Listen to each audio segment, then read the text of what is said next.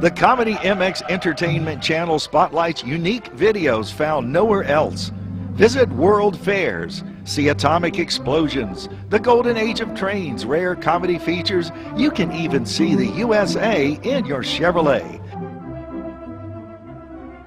It starts with a big capital E that stands for enjoy and never ends.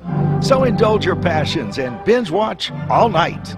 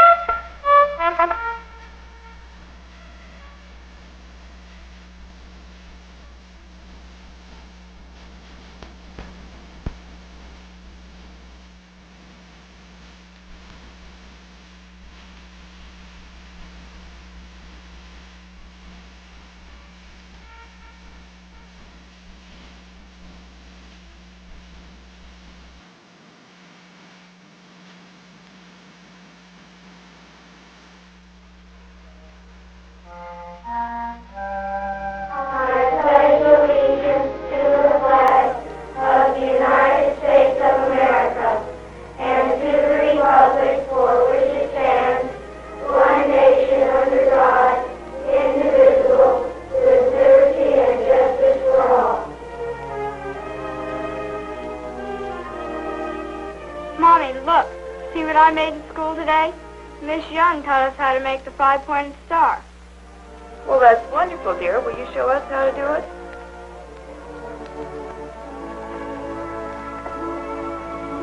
Dad?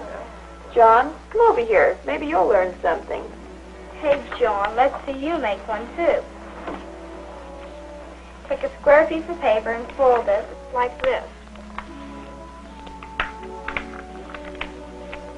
Then make a second fold this way. Another one here. And the last one over this way. Then all you have to do is make one cut here.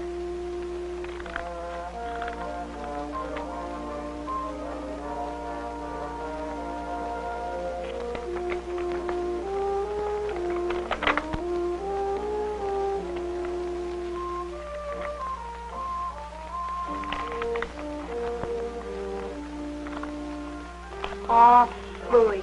Give me your Susie.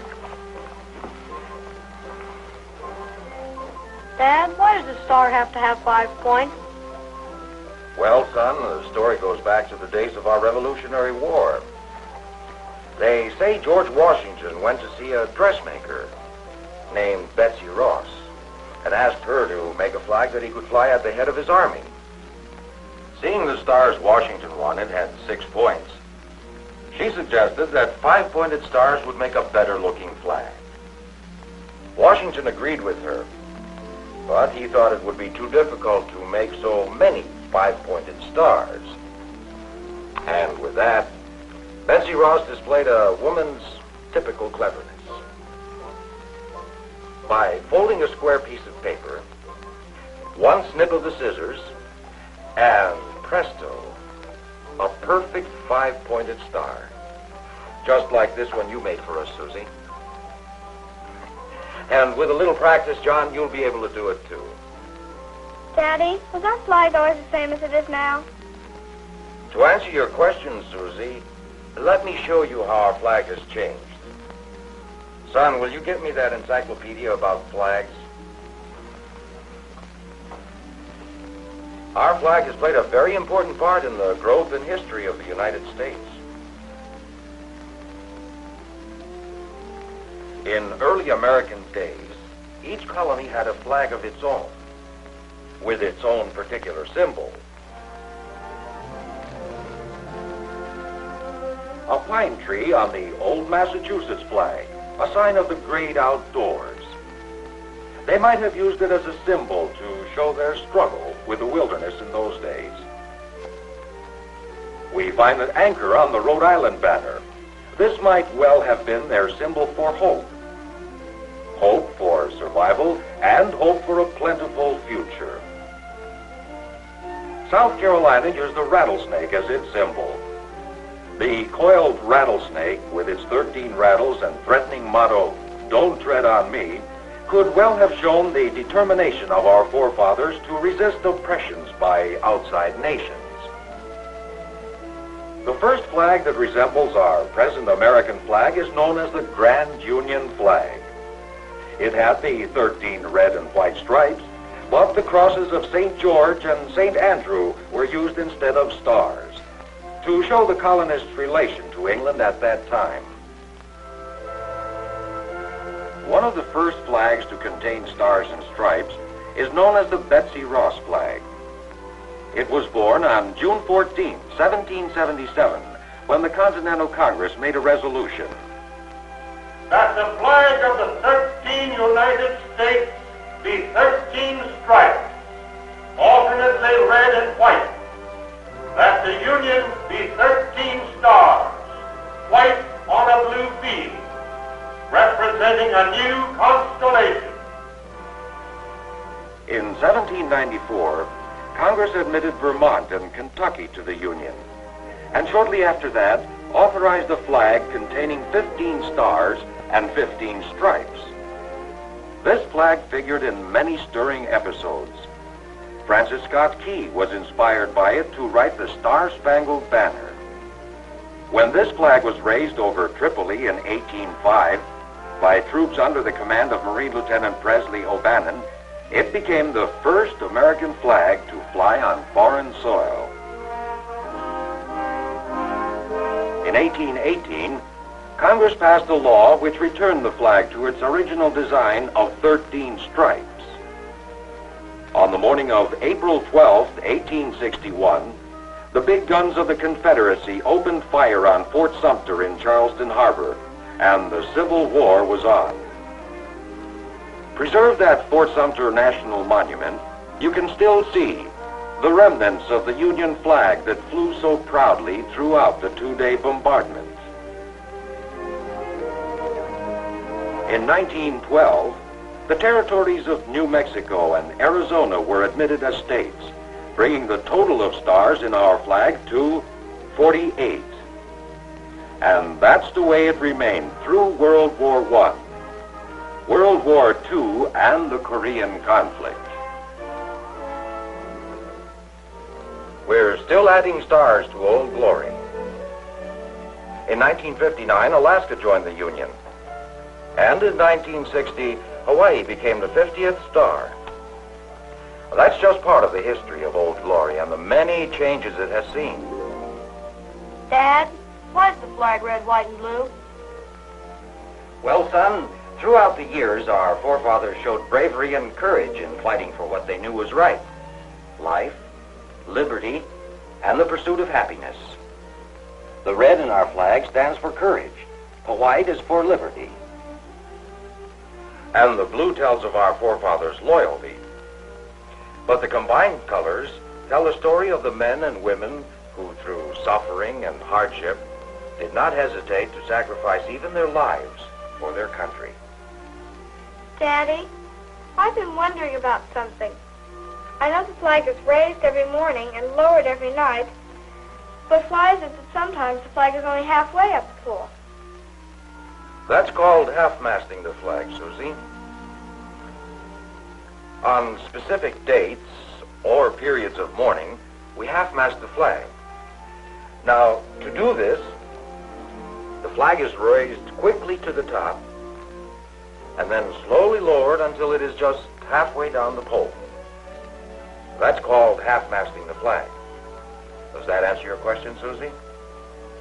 Dear, you were telling the children about flags flying at half-mast. I don't think they remembered the Memorial Day ceremony we attended when they fired the guns. That's right. They were pretty young then. And you both started to cry when the first gun was fired. I don't remember it. Do you, Sid?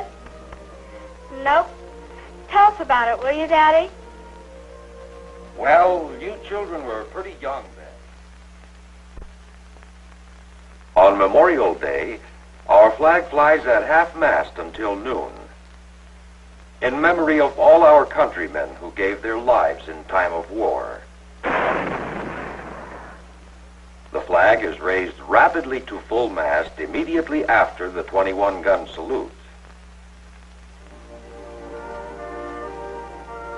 I believe that one of our most important responsibilities as American citizens is to know how to display Old Glory properly. Like you do, John, at your scout meetings. You know when your color guard marches in and... I know how we do that. When we march in with the colors. I carry the American flag on the right, and Billy carries our troop flag on my left. At the front of the hall, I cross in front of Billy and post my flag on the right side of the stage, and Billy posts his flag on the left. When our national flag is displayed on a wall or front of a home, horizontally or vertically, remember that the blue field will always be in the upper left-hand corner, the observer's left as seen from the street. It has always been the custom for Americans to display Old Glory on national holidays. But actually, we could display the flag every day, weather permitting. When flags of states, cities, or pennants of organizations are flown on the same pole with our flag, Old Glory will always be at the top. Or if the flags are flown from separate poles, the American flag must fly from the highest pole. There is only one banner that can be flown above the stars and stripes, and that is the church pennant, a dark blue cross on a white background, but only while at sea and during church services. When the flags of 2 or more nations are displayed, they will be flown from separate staffs at the same height, and the flags will be of equal size. International custom forbids the display of the flag of one nation above that of another nation in time of peace. To fold Old Glory properly, it is folded twice lengthwise, so that there are 4 layers of cloth. Then, starting at the end away from the blue field, a series of overlapping triangles are folded until it is completely encircled in blue.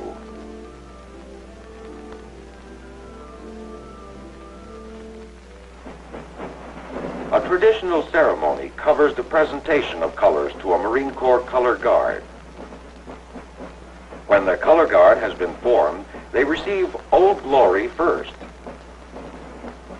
and then the Marine Corps colors.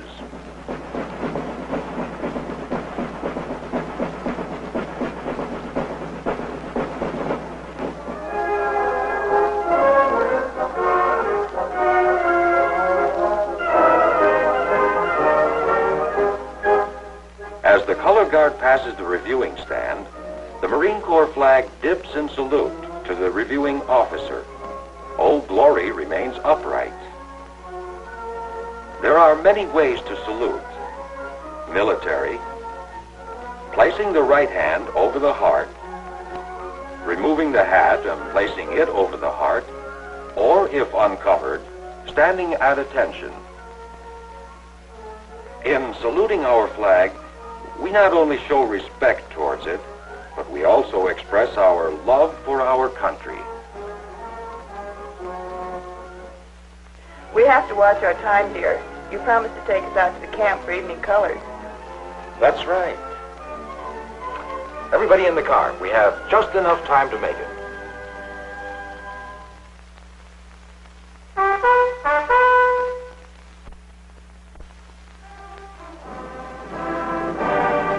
I am Old Glory. For more than 90 years, I have been the banner of hope and freedom for generation after generation of Americans. I am the symbol of a country that has grown from a little group of 13 colonies to a united nation of 50 sovereign states. Men have followed me into battle with unwavering courage. They have looked upon me as a symbol of national unity. They have prayed that they and their fellow citizens might continue to enjoy the life, liberty, and pursuit of happiness which have been granted to every American as the heritage of free men. So long as men love liberty more than life itself, so long as the principles of truth, justice, and charity for all remain deeply rooted in human hearts, I shall continue to be the enduring banner of the United States of America. I am Old Glory.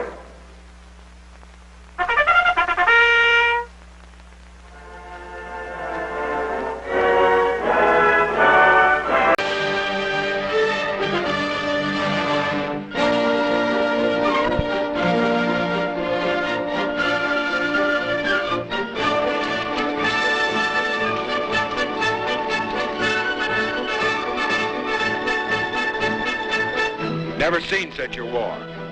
Johnny Rep don't get you, the Indians will. They'll get this California gold through. General Grant will have our scalps anyway. Pushing through, Sergeant. Yes, sir, Lieutenant.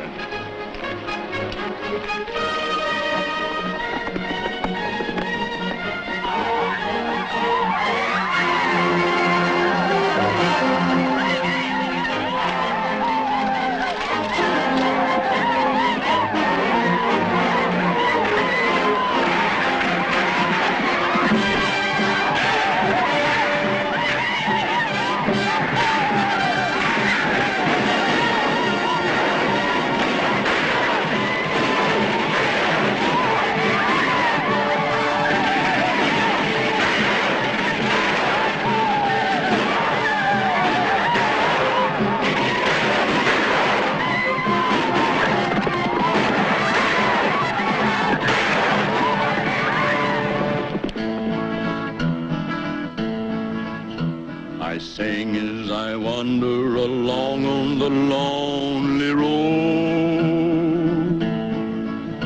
There's a song in my heart as I'm toting my weary load. Over mountain and desert and valley, with the wind for a compass I see that I'm on the right road and mine is a light load for me. Thanks to the heroes before me, I'm free as the breeze. I go wherever I please with my song along Freedom Road. Gone are the dark days of the war between the states. Gone, too, are the rumbling wagon wheels on the old pioneer trails. Today, other wheels are rolling on the superhighways of modern America. This is a story of America and some of the people along the way. The people could be you or me or the neighbor next door. That is, all except one.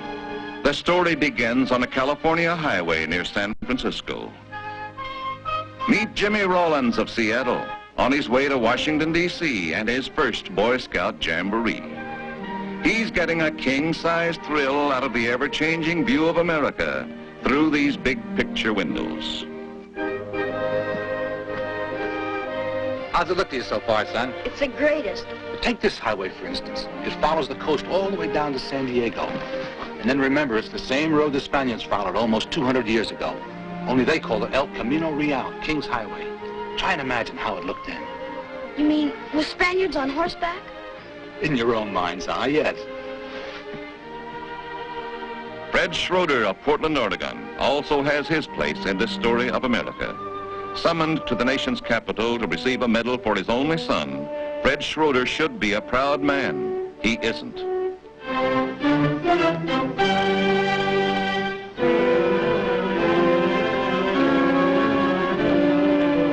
Oh, boy, look at that.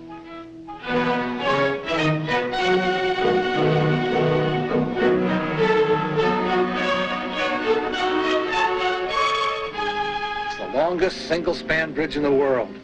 Gee whiz.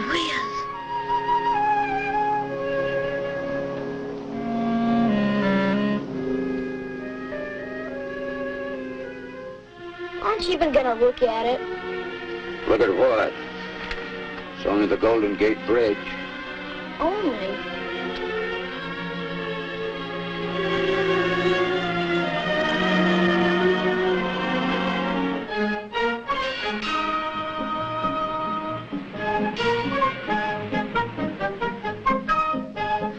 Sure doesn't look like the Old West. Well, maybe not here and now, but they tell me you should have seen it 100 years ago. San Francisco was the Old West then. I see that street sign up ahead? Sutter Street. Behind that sign, I see Sutter's Mill, in the valley of the Sacramento. The year is 1848. John Sutter's workmen were digging a new mill race in the river and found gold. Sutter tried hard to keep it quiet, knowing it meant trouble. But it was like fighting a prairie fire with a bucket. People came from everywhere, from way beyond the far Missouri. A lot of them didn't make it, but the rest kept coming. It went on until the river of the Sacramento and all the runs and creeks were swarming with men seeking California gold. Gee, I can almost see it. Boy, I wonder what happened to all that gold. I can tell you what happened to some of it. This man is another figure in our story of America, perhaps the greatest of them all. Mark him well. In his way, he is to affect the lives of several people. During the war between the states, both the North and the South badly needed that gold. Once General Grant sent a detachment to bring through a wagon train of it. They were massacred by Indians. It's all part of our American history now, Jimmy. History we can be proud of. How'd you know my name was Jimmy? Isn't he a little young for propaganda? Well, I never thought of patriotism as having an age limit. Why shouldn't we be proud of our history, Mr. Schroeder? Even as late as that of Korea. What do you mean by that? San Francisco Terminal, 40 minutes for lunch. Well, Jimmy, let's see what's on the menu, huh? Bye. So long, Jimmy. Say hello to the president for me.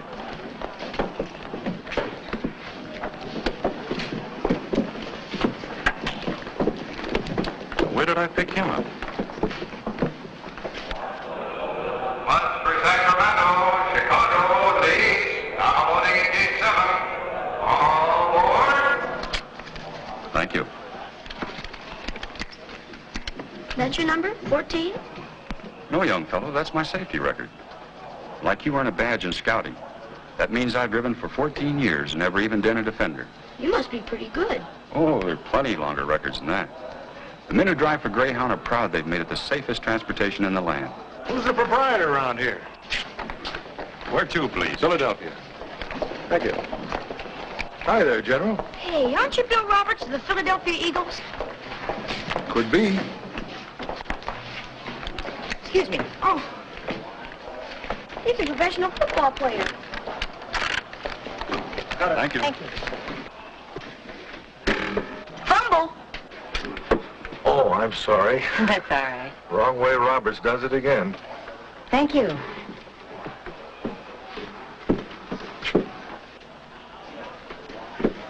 Thanks, Coach.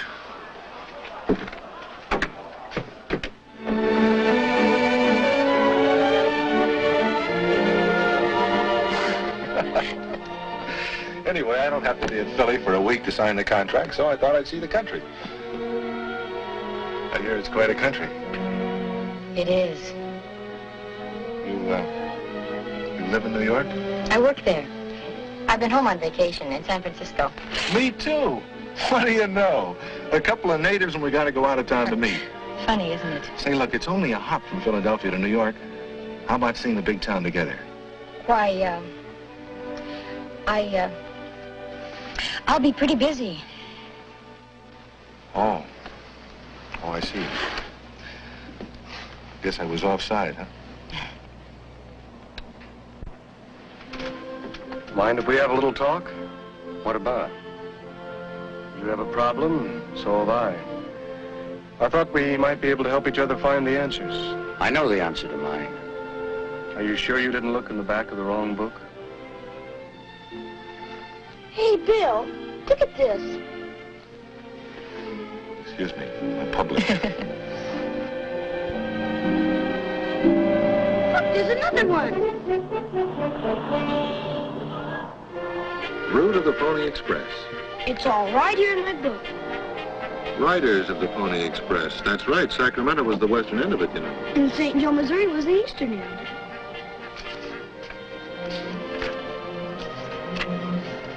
Here it is. Listen. The first telegraph line had been strung as far west as St. Joe, Missouri. From there on, the mail had to be carried by stagecoach. It was 2,000 miles from St. Joe to Sacramento. It took weeks and months, and then they didn't always get through. That's when the Pony Express was organized. People said it couldn't be done, but it was. 80 daring young riders, many in their teens, and 500 thoroughbred horses. They had stations along the way so a rider could change horses every 30 to 40 miles. These pony riders would start out from St. Joe with a pistol and a prayer book and the Sacramento mail. No matter what the difficulties, the dangers, or the obstacles, the riders went through.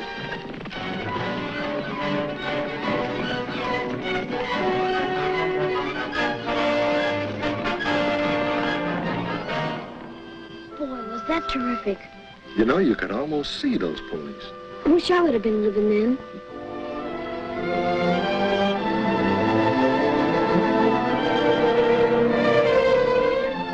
How old are you, young man? 13, sir. 13. 10 years ago.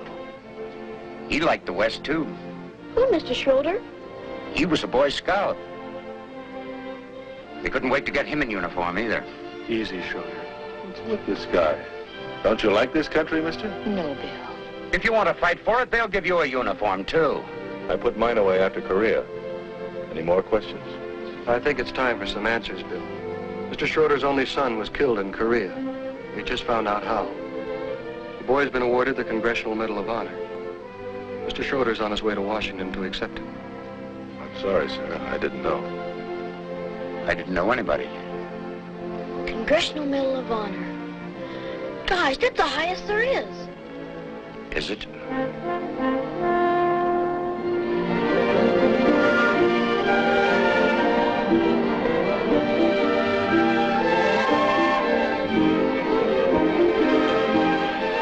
You know, this is one of the few towns in the world that never sleeps.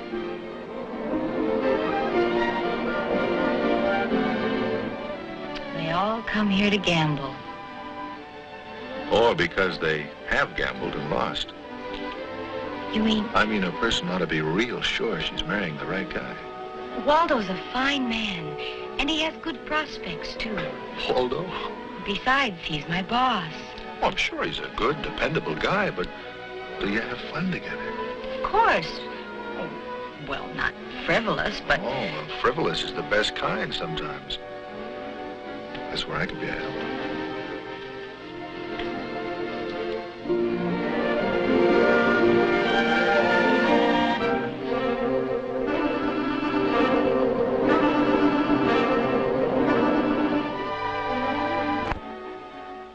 Where's the rest of your troop, son? They lost too? No, sir.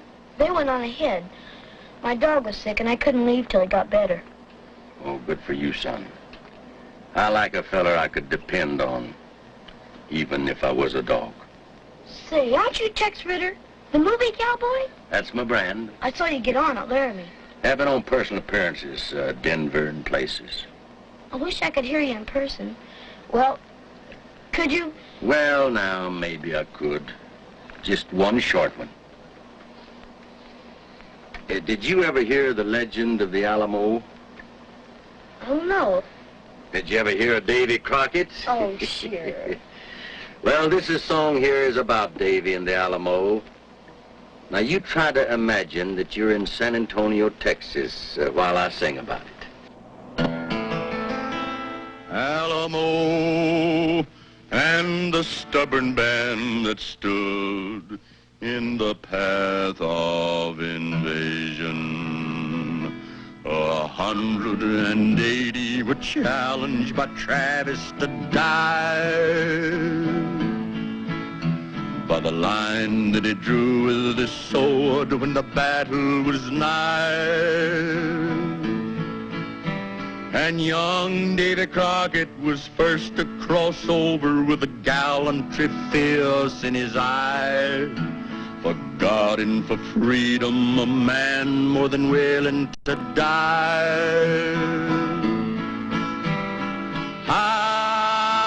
Yip, Santa Ana, we're killing your soldiers below, that men, wherever they go, will remember the Alamo.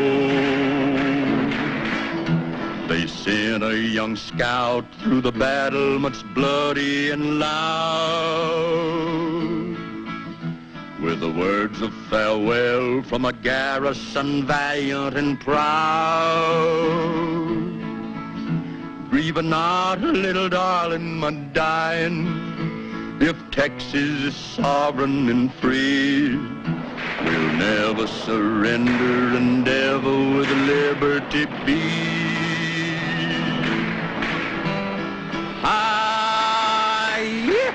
Santa Ana, we're killing your soldiers below, that men, wherever they go, will remember the Alamo.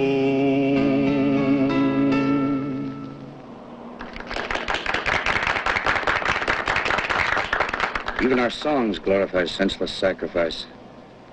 What good did it do those few men to fight on when they knew they'd all be killed anyway? If I'd known the answer to that for sure, I wouldn't be here. I don't understand you. You will. Before this trip's over, I promise you. Honest, Mary. That's the way it is. Oh, Bill. Right when I thought I had my life all planned and ordered. Why did you have to come along? I'm awful glad I did. Aren't you? I don't know. Now, that's why I like this kind of travel. To me, every mile of America is a magnificent mile. Especially when you can see it close up like we're doing.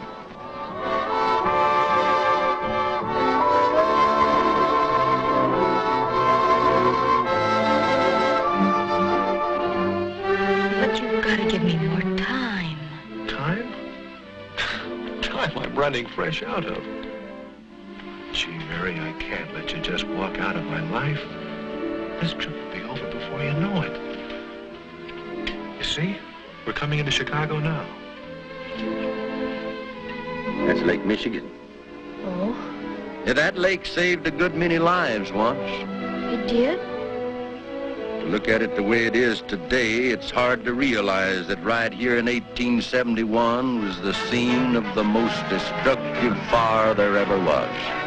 Thousands of people saved themselves by wading out into the lake, where the smoke turned day into night and the flames turned night into day.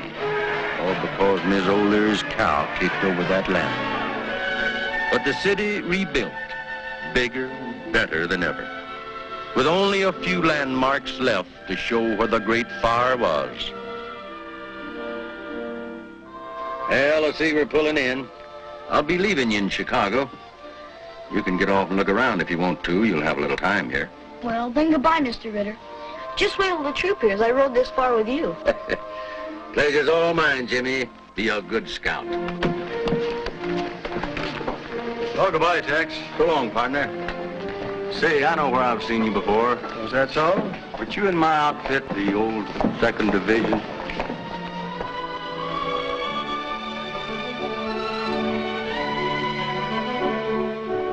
Well, we'll have lunch in Cleveland. Cleveland already?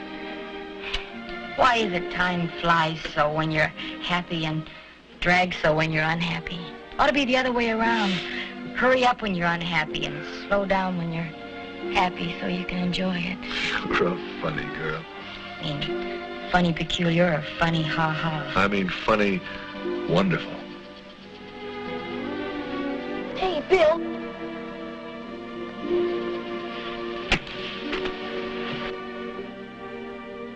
Oh, so it's pirates now, huh? You know, I've been down where a lot of these fellas used to hang out. Honest? Where? Florida Keys. Keys? Yeah, that's a string of islands off the southern tip of the United States.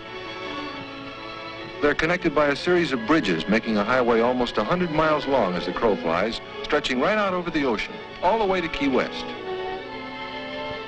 These islands were said to be part of the old Spanish Main. Like it says here in your book, among these keys and coves, buccaneers used to lie in wait till a fat merchantman came along or a rival pirate crew, whereupon they would grapple in a furious fight.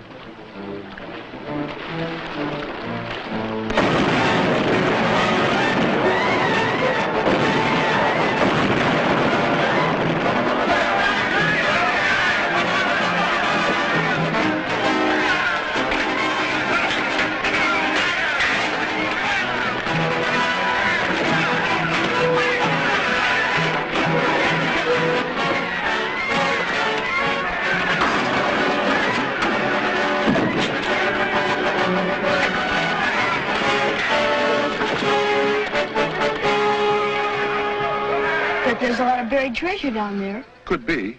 Of course, the important thing is to recognize a treasure when you find one.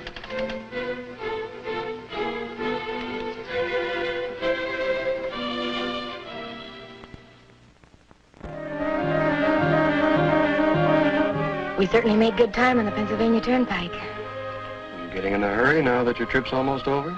Oh, no. I mean, I'm really enjoying seeing the country. Well, remember one thing. In this country, a woman has a right to change her mind.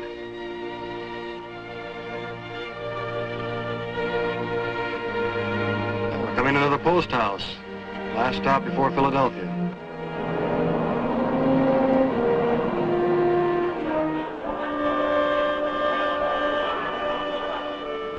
Well, if we'd have been here 180 years ago, we might still have eaten Philadelphia scrapple and cherry pie.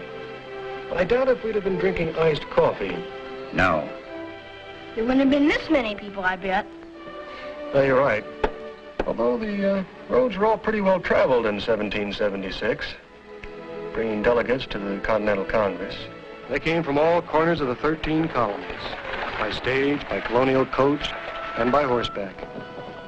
Men who were on their way to keep their date with history. And naturally, there were delegates from Boston to report firsthand on Massachusetts' answer to the stamp tax. A secret organization of patriots. We'd call them underground today. Sons of Liberty staged the famous Boston Tea Party. Disguised as Indians, they threw 3 shiploads of heavily taxed tea into the harbor.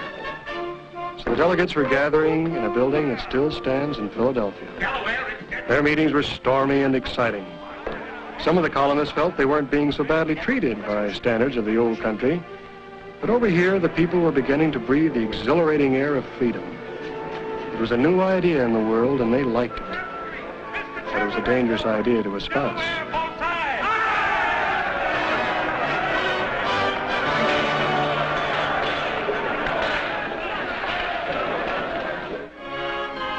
The signing of the Declaration of Independence, making all men free and equal.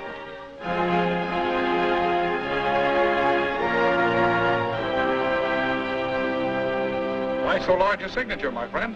So John Bull may read my name without his spectacles. We must hang together, or else most assuredly we'll all hang separately.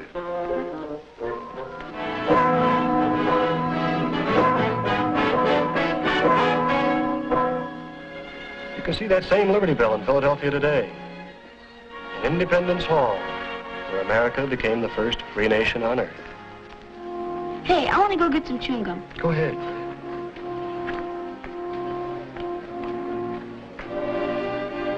We better get back to the bus. I imagine your son was a lot like that. A lot.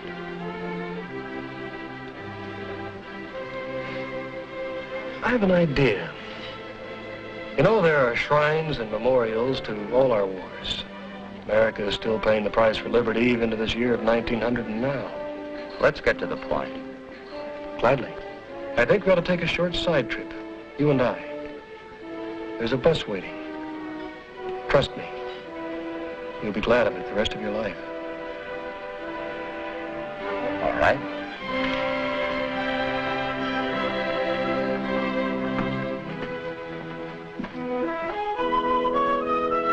So it is that when the rest of the party rolls into Philadelphia, Schroeder and the friendly stranger are missing. And these two have a problem of their own growing more acute by the moment. Okay. I'll stick around while you phone him.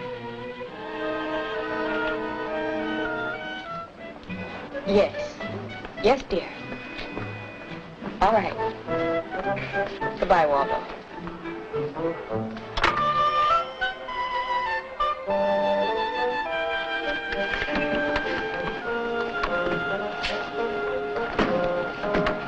Mary? Did you tell him about us? I couldn't. Not just like that. Maybe that'll help you make up your mind. Thanks. It does. You and your football manners.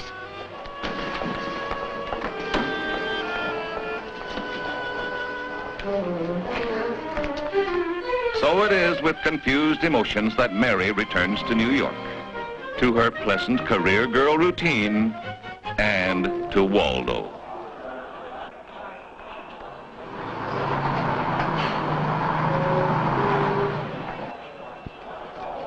Mary! Hello, Waldo.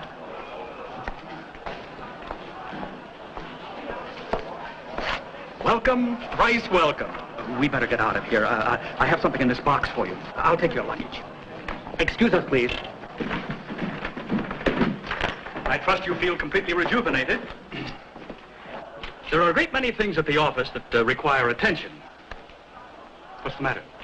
Waldo, I've got to tell you something. Yes, my dear. Then I'll be going back to Philadelphia. To Philadelphia?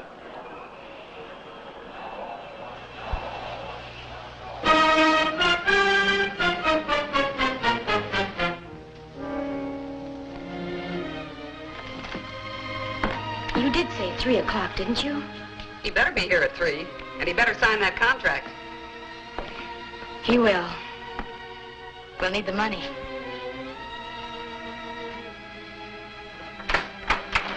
Good news, honey. Here I am. Could tell the old man.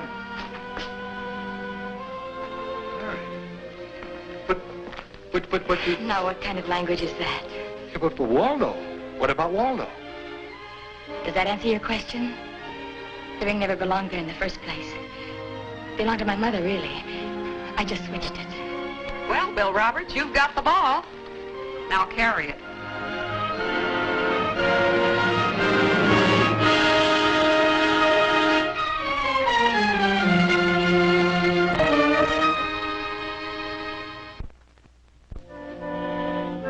This is the mysterious destination to which the stranger has lured Fred Schroeder.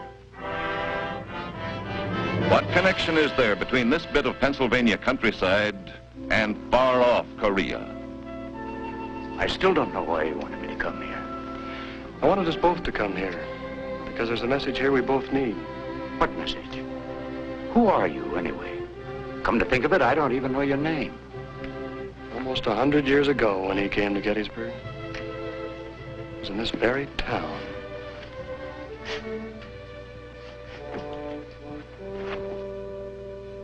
You're comfortable, Mr. President? Mrs. Wills and I want this night to be as easy for you as it will be memorable for us. That's very kind of you, Judge.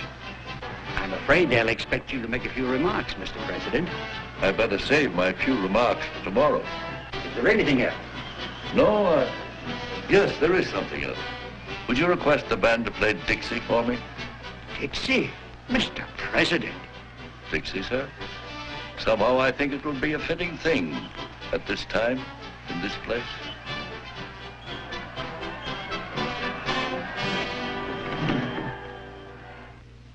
Fellow citizens, the President is very tired, and he'd like to be excused until tomorrow.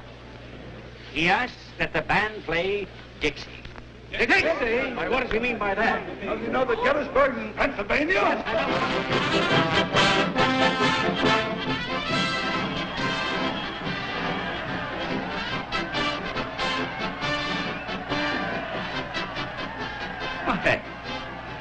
seem to like it. Why not? It's a mighty fine tune.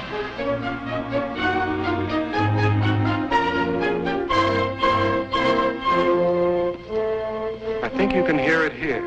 Listen. I don't hear anything. I don't listen. Beside that monument. That's where Abraham Lincoln stood to deliver his Gettysburg Address. You can hear the murmur of the crowd gathered before the speaker's platform. They're quieting now. He's coming forward. You can hear him now. 87 years ago, our fathers brought forth on this continent a new nation, conceived in liberty and dedicated to the proposition that all men are created equal. Now we are engaged in a great civil war, testing whether that nation, or any nation so conceived and so dedicated, can long endure. We are met on a great battlefield of that war.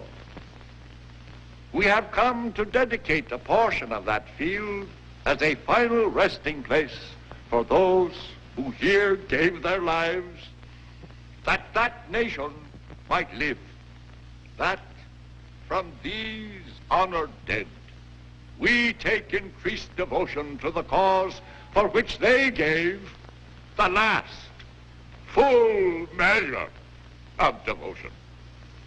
That we here highly resolve that these dead shall not have died in vain. That this nation, under God, shall have a new birth of freedom, and that government of the people, by the people, and for the people shall not perish from the earth. Did you hear that, Schroeder?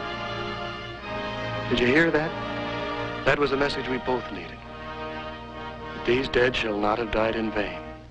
They wonder sometimes, those who gave that last full measure of devotion, if the people who inherited this country are worth the sacrifice. Well, I've seen both now. I've seen the country and the people. They're worthy of each other. You've made me understand, too. You have made me proud. Proud and humble. I'm glad. Look after Jimmy, will you? I'll see you in Washington. Of course. And I want to thank...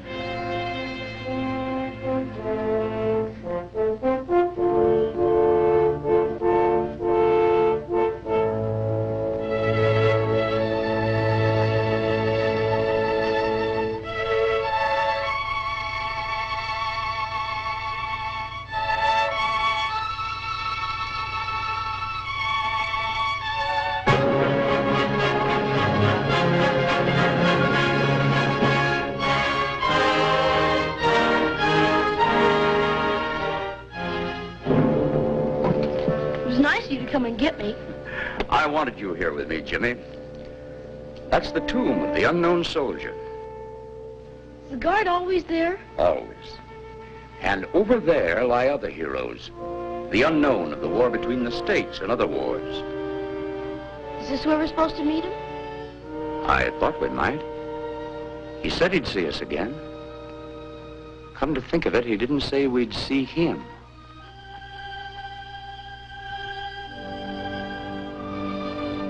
He was kind of strange, but nice. I wonder what he does. I don't know, Jimmy. But whatever it is, I have a feeling his job is done. And to think we never even knew his name.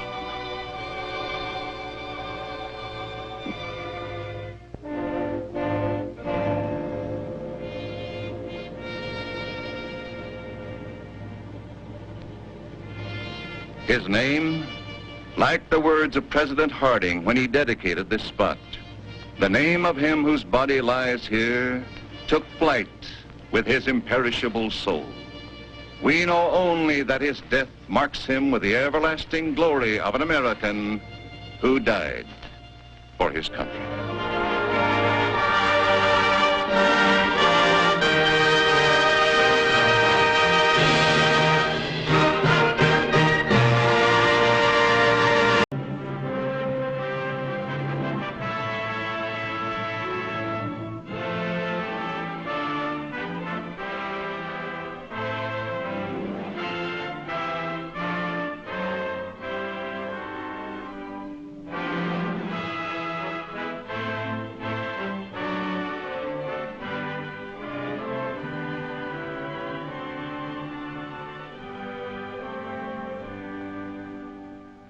Let's talk about what we have here in the United States, what makes it tick, and what we want to do with it. Let's start with you and what you want. What does anybody want? Do you think you're different from other people?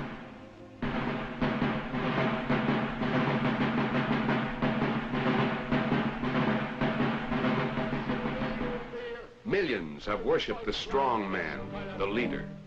Millions let somebody else decide what they want. They worked, fought, died for government by strong men, by fear, by force. Und damit unser deutscher Volk und Vaterland. Yeah, the dictator. No, not everybody agrees. Over here, we don't like dictators. We don't worship the strong man. We worship as we please. Our government represents us, the people. Our government is our servant, not our master. We can work, we can fight too. The government of the people, by the people, and for the people shall not perish from the earth. That's what Lincoln said. Not that everybody agreed even then. Lincoln was shot, remember?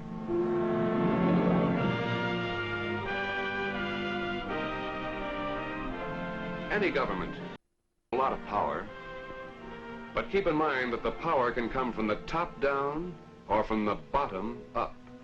And it makes a lot of difference to you, what you can do and what you can't do, where and how you live and work. Let's start from there, where we live and work, what we have in the United States. 1 worker out of 5 lives close to the land on our 6 million farms and ranches. Look them over, big ones, little ones, all kinds. 4 workers out of 5 work away from the land in almost 4 million other places. Big plants, small plants, peanut stands, offices. Altogether, that makes about 10 million places where we can work and make a living.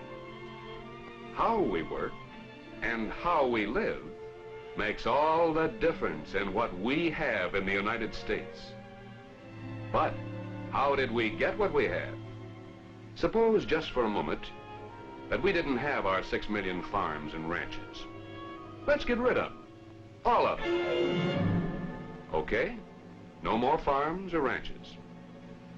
Now, let's get rid of industry too. Then we won't have to worry about that.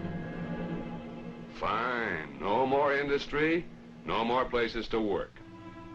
While we're at it, let's go all the way. Let's wipe out all cities, towns, homes, everything.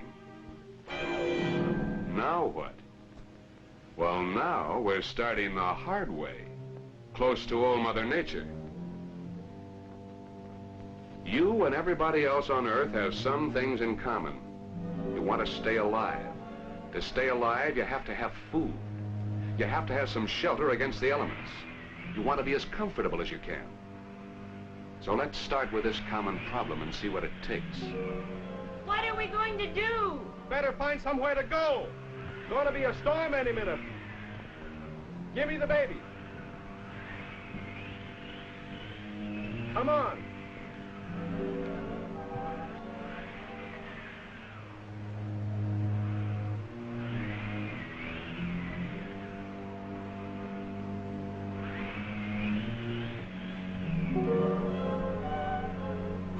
Well, it's better than nothing, I guess.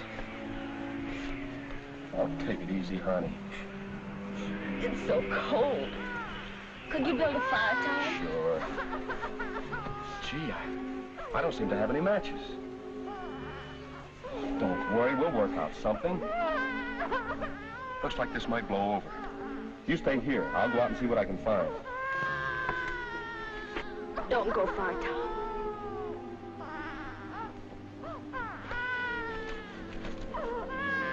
There, darling. I know you're hungry.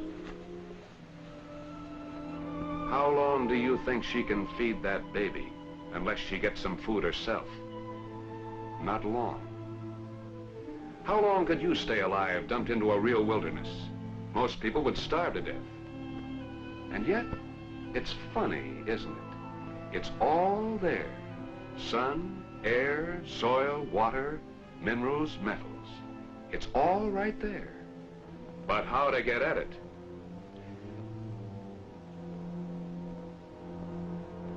Let's say you're lucky to start with. You find some water so you won't die of thirst. No, but I need food. Food, shelter, and comfort. Food, yeah. I'm all right on that other stuff. You are now. But where are you going to get another shirt when that one wears out? Well, I don't know. But I'm not going to worry about that now. When the snow starts to fly, you'll worry about it? Plenty. I'm going to have a look around.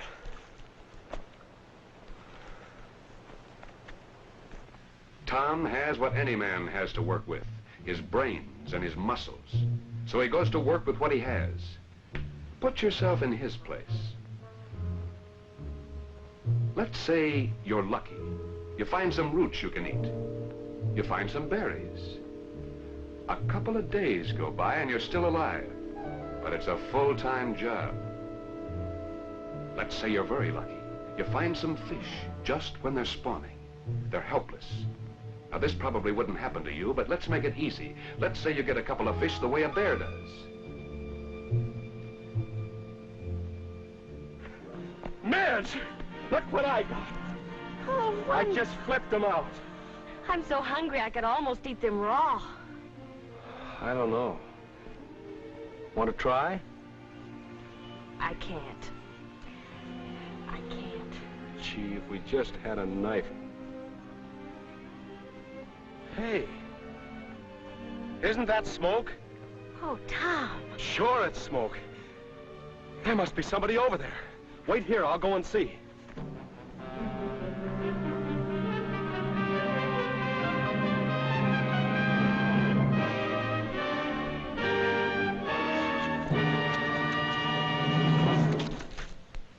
Where'd you come from?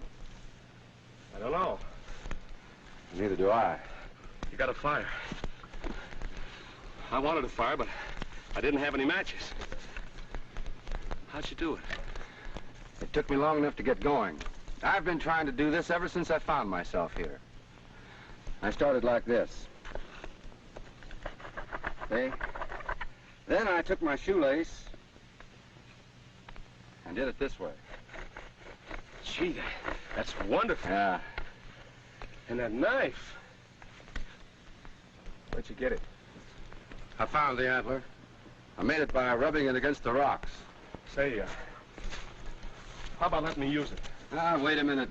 What do you want it for? You got some food? My wife and baby are just down the valley. We've been living on roots and things, but I got a couple fish. You have? How big? Oh, about like that. Nice ones. Man, I'm so hungry I can hardly stand it. I've been working against time. I got a weak stomach and I figured I can't eat stuff raw. Look, let me buy one of those fish. What with? What do you think? Oh, well, I guess I haven't got any money. What would I do with money around here? Well, nothing, I guess. Look, let's put it this way. You give me a fish, I'll let you use my knife and cook on my fire. How's that? Wait a minute. Maybe I'll never find another fish. Listen, I gotta get something to eat. I'm so hungry, I'm sick, I've been working. Where are they? Back with your wife? Don't get any ideas. I offered you a fair swap. Give me that knife. I'll give it to you right in the belly.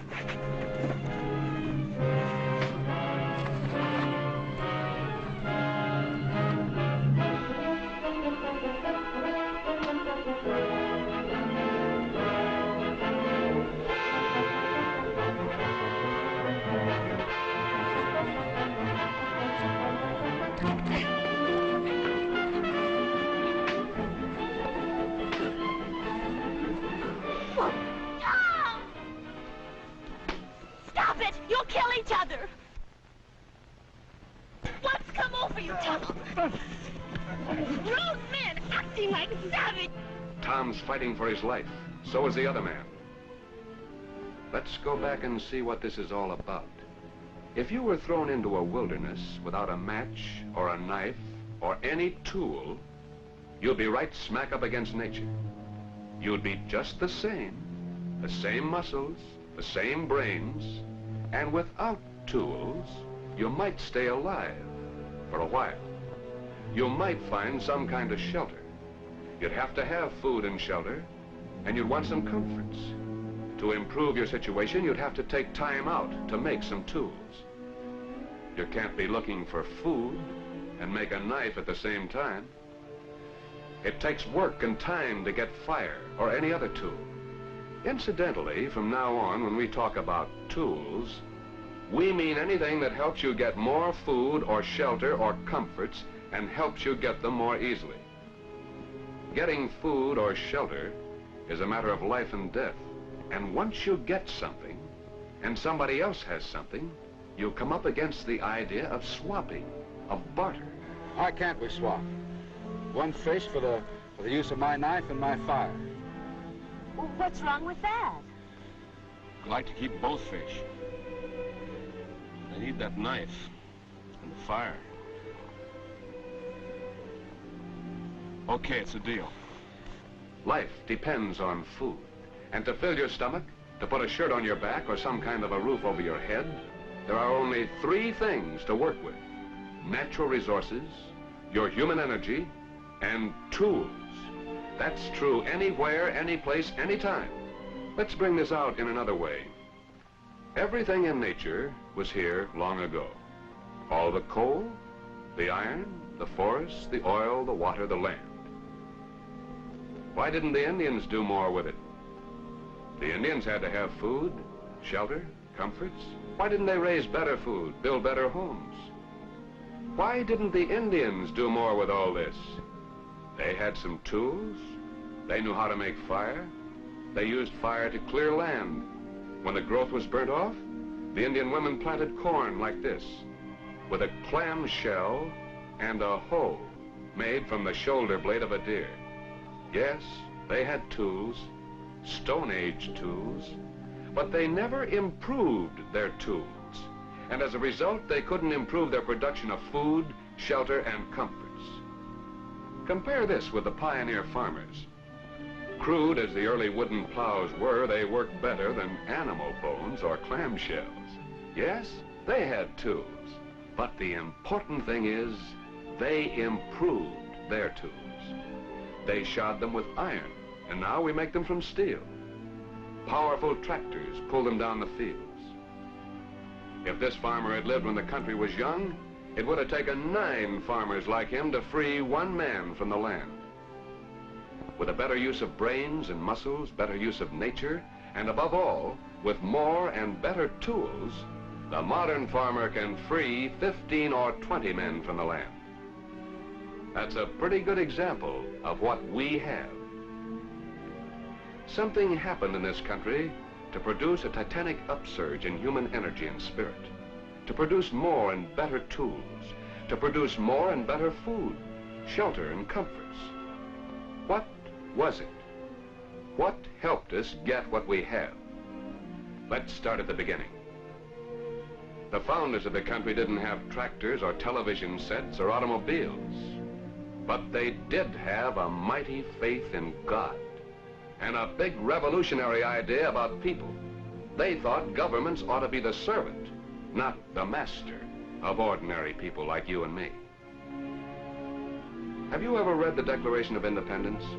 Men risked their lives for the principle that in this country, at least, we the people take our rights from God and set up a government to preserve and protect our individual rights. Think that over.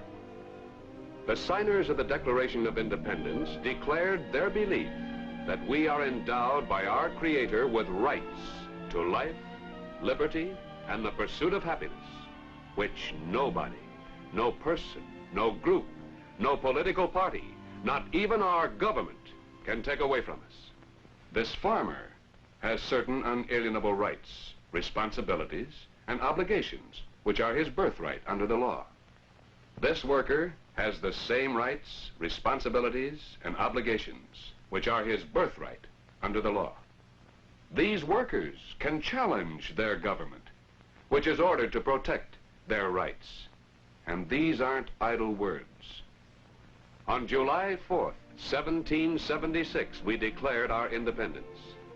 In 1788, we ratified our Constitution. And to this day, every officer, law, and division of American government has existed solely for the purpose of protecting our unalienable rights to life, liberty, and the pursuit of happiness. When you read the Constitution of the United States, notice it starts off with, "We, the people," and it's the oldest instrument of government in continuous use. Our government is divided into two parts, state and federal, and each part is subdivided into legislative, executive, and judiciary, each branch independent, but a limitation on the others. This was not done for efficiency. It was done deliberately to keep anybody or anything from taking away our individual freedom. Now, let's look at the map. The federal government was to handle the national problems. The united but individual states were to handle their own problems, just as each county, city, town, and village was to handle its local problems. Problems like fire protection, police protection, protection of the streets and highways, protection and development of citizenship through public education. Things like this are the concern of state and local government. We, the people, have given our federal, state, and local governments a limited power, but we have ordered them, remember, to use that power to protect our individual freedoms. Our rights are only limited when it's for the public good. Like when you're driving along a public street. Traffic changes. You stop. You don't even think about it. But you stopped because we gave government, represented by the police officer, the right to make a stop to let the other people go through. Then, when you get the signal, it's your turn to go ahead. Limitations of our rights? Sure. But for the public good. And that's the way our country has gone ahead.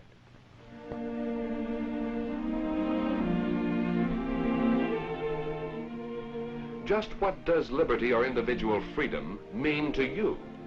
Freedom to do what? There's New York. Just what freedoms do the people down there have? And what difference does it make? How about San Francisco? Chicago. Is life in Chicago any different from life in Moscow, Shanghai, Paris, or any other city?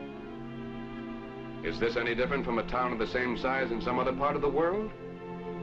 There's a great difference, and it starts with the great gift of freedom. Here's a farm. 2 out of 3 farms like this are run by their owners. In other words, here's what we mean by freedom. Farmers are free to save, free to invest their savings, to buy and own their own farm, their own tools, their own stock, free to produce, to make a profit or a loss. It takes time, takes work, takes management, takes saving, takes careful buying and selling. It took this farmer 20 years to build up this herd, but it was worth the effort. Nobody can fool this man about what it means to own your own farm or to build your own herd. He knows where his tools came from and what a difference they make. He started out milking by hand. Now he does it this way and doesn't have to work so hard. And he produces more and better milk and cream. He gets more out of it, and so do all the rest of us. Don't sell freedom short. Freedom to work, to grow things, to make things. Freedom to buy and sell. Freedom to save and invest. We have these great freedoms in this country. You have them. In the United States today, as you may know, we live on about 1/16 of the land area of the world. For every square mile we have, others have 15. For every worker we have, others have about 15. As far as nature and manpower go, the odds against us are about 15 to 1. Let's get this straight. All around the world, men want the same things: food, shelter, and comforts. And naturally, selfishly want all they can get. You do. I do. Everybody has this in common. All of us must use what we can find in nature, our own manpower, and the tremendously productive power of tools. Yet in our 10 million workplaces, with odds of 15 to 1 against us, we have half the productive power on Earth. That didn't just happen. There's a good reason why we have the best workers, the best tools on Earth. Why we're about 8 to 1 better off than the rest of the whole world. How do you think this came to be? What makes us tick? Let's talk about how we got what we have in these United States and what it means to you.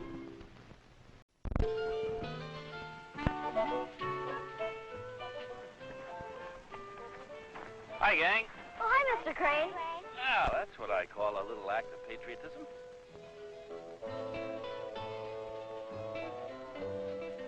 What's so patriotic about it? All we're doing is planting a tree.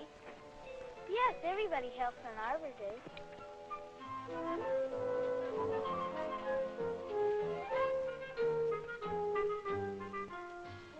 Yeah, well, that's just the point. Patriotism is you helping your country to be a better place in all ways. Think about it.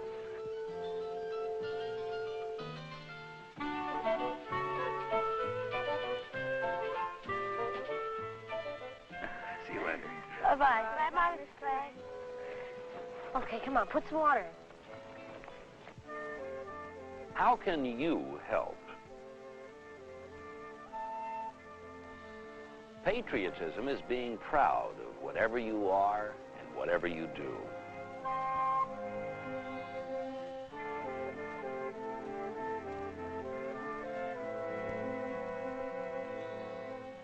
What ways can you think of to help improve your life and to help improve your country? Is sharing a way? If we learn to care for others, to respect others, we'll learn how to care for, to respect our country.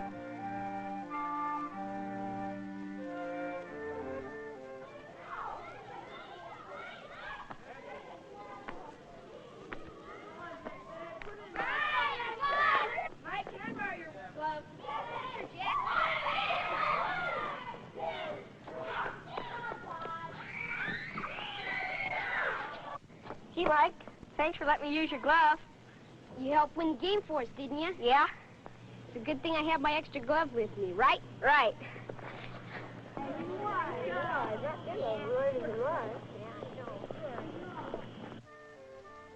Sometimes we work a little extra, a little harder, not just because it's good for you, but because it gets to be good for everybody.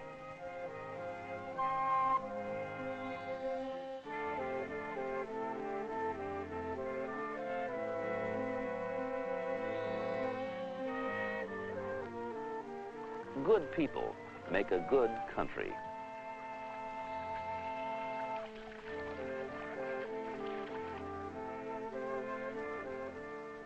Our days are very busy, and we see a lot that's good and a lot that's not so good.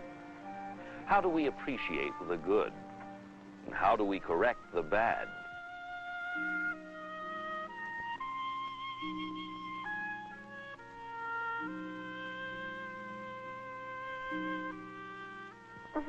Yeah, that's right, Ronnie. We could do a lot. You know, sort of fix it up. Hey, where are we going to get all the painting and cleaning stuff? Why don't we just talk to the class? How about a few of us going through the neighborhood?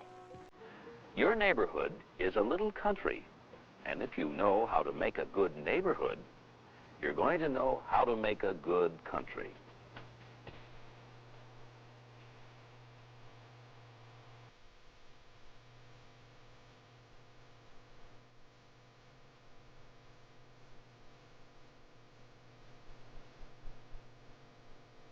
Being proud of where you live is being patriotic. Doing something about it is even more patriotic. Okay, now push it in there. Got it right? No, over a little more. Over that way. Wait. Okay, now hold it.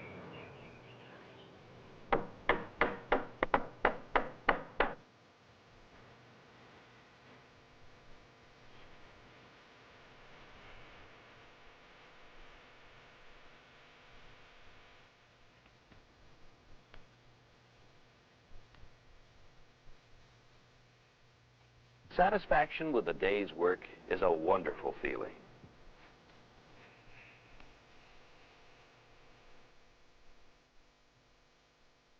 Taking the time to show love is a very important way to be a good person. Happy birthday, Dad. Your family is a little country, and you can learn there. You can learn everywhere about your country, and you can learn how to make your country go. That's patriotism. Almost hit you. You all right? I'm okay, just a little scared, I guess. There have been a lot of close calls in this corner. Yes, I know. We ought to do something. Your councilman is Everett Girard, and he will help you if you will help him. But first, he must know what your problem is. Remember, he's your representative in government. Dear Mr. Councilman, my friend almost got hurt real bad last week at the corner of Maple and Locust. I wish you would put a stop sign there. Thank you, Carl Conrad. It's your community as much as any other person's. It's your responsibility. How can you show your responsibility?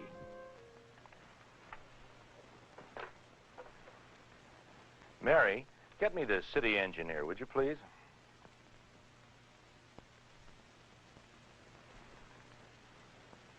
John, Gerard here. Remember we had some discussion about a stop sign at Maple and Locust?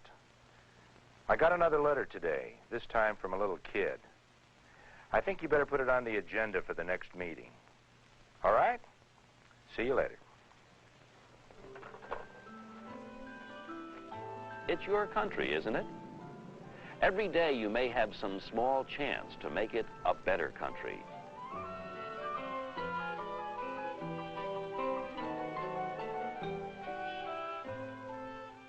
I don't think we should take pictures here.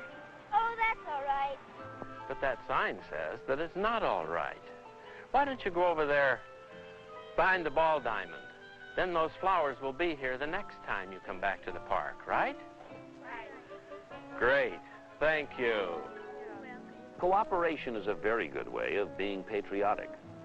Cooperation with people and cooperation with the land.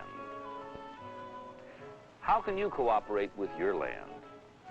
Well, for one way, by looking, really looking.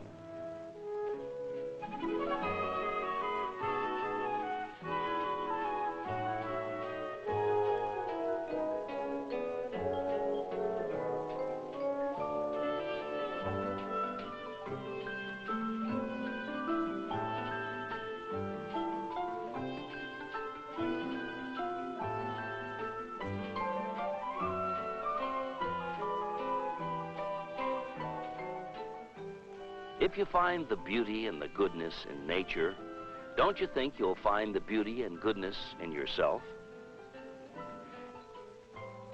What is patriotism? Patriotism is making your country a better place. Patriotism is being proud of yourself and your work. Patriotism is sharing. Patriotism is cooperation. Patriotism is being responsible. Patriotism is love. Patriotism is looking, and really appreciating. There are many ways to show your patriotism. Some small, some large, but all important. All of them ways of showing your love of country, showing your patriotism.